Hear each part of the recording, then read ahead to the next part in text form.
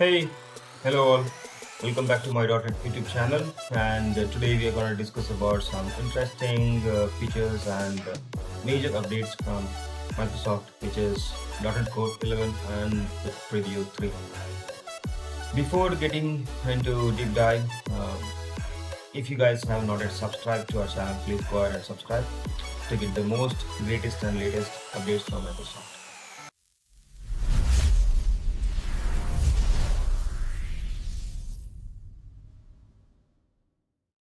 So let us start and let's discuss more about the latest features what they have given us in .NET 11 and the Preview 3. So Microsoft just dropped .NET 11 Preview 3 and it's isn't just another update. It's packed with performance, developer experience, and ecosystem-wide improvements.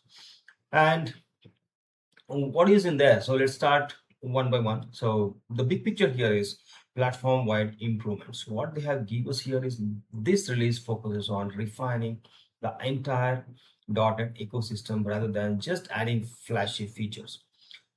One thing is runtime improvements, and that is for better performance and efficiency. And the next one is SDK updates for smoother development and workflows. And the next one is libraries for more stability and enhancements. Then the last one is cloud and containers, that is for better deployment experience. And these are the four major updates from Microsoft .NET 11 Preview 3. And let's get into one by one. And so what is there in runtime and performance updates? The one key in Preview 3 is around runtime capabilities. So what are those things? Like improved handling of async features without extra configuration and less friction when working with preview features and better performance optimizations under the hood. This is mainly for developers, and this means less setup and more productivity. And the next one is SDK and tooling improvements. So what is in here? Like .NET SDK keeps getting smarter. How? Reduced SDK size. Before that, it was even in .NET 10. I think it was improved much more better. But in .NET 11, they have even more optimized it and giving us a very small size of SDKs, and this is mainly on Linux. So this improves performance to max and smarter file handling removes duplicates using symlinks, and then improvements to .NET Watch for dev tools, sorry, dev loops. Faster builds plus latest decay. What does mean? Like we will get a smoother local development experience. That's all what we need, and for any developers. So no need to spend much money on any cloud platform. So you can use your local systems for better optimizations and better performance.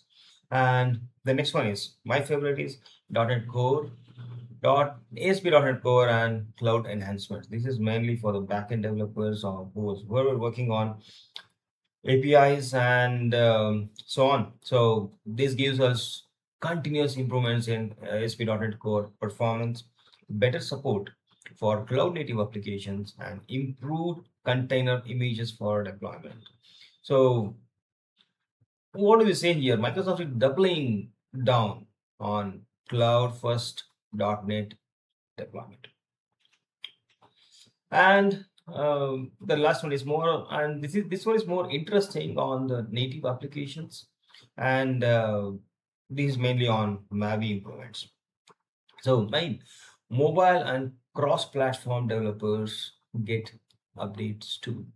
So what are the major things that they have got here is performance-focused improvements and better XAML handling and startup optimizations. What this means, like before any changes we do it on runtime, but right now they are focusing entirely thing on startup optimization itself, so that app performs much more faster than any time before.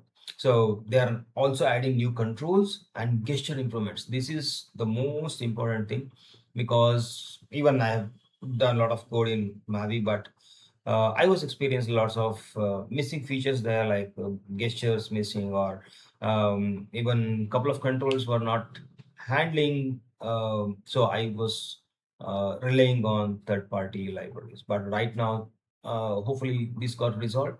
So let's explore more on new controls, what they have given. But they have added a couple of new controls and gestures which can improve the native applications with the native controls from Microsoft. So overall focus on stability and quality. So MAUI is clearly moving toward production ready reliability plus performance. And it's not only these features, they have also improved things on language and ecosystem evolution.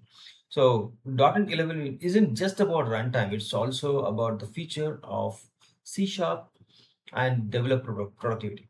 So continued evolution of C Sharp features, better IDE support. I think this is a masterclass for all the developers. They have improved IDE much, much, much better in .NET 11 preview 3. And then more modern programming capabilities. So this is all about AI world. So they have improved the programming capabilities, probably using Copilot, AI, and things so. So the main goal is make .NET more expensive or powerful for modern apps. So, so let's go and explore whatever is there.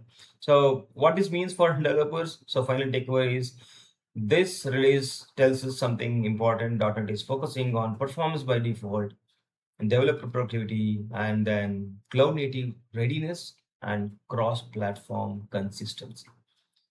And the biggest takeaway here is you get better performance and tooling without rewriting your app. So that is one of the biggest advantage here. And then why are we waiting for .NET 10? It's still in preview with the final release expected later this year. If you are a .NET developer, I would recommend now is the time to test, explore, and prepare. So are you upgrading to .NET 11 or waiting for stable?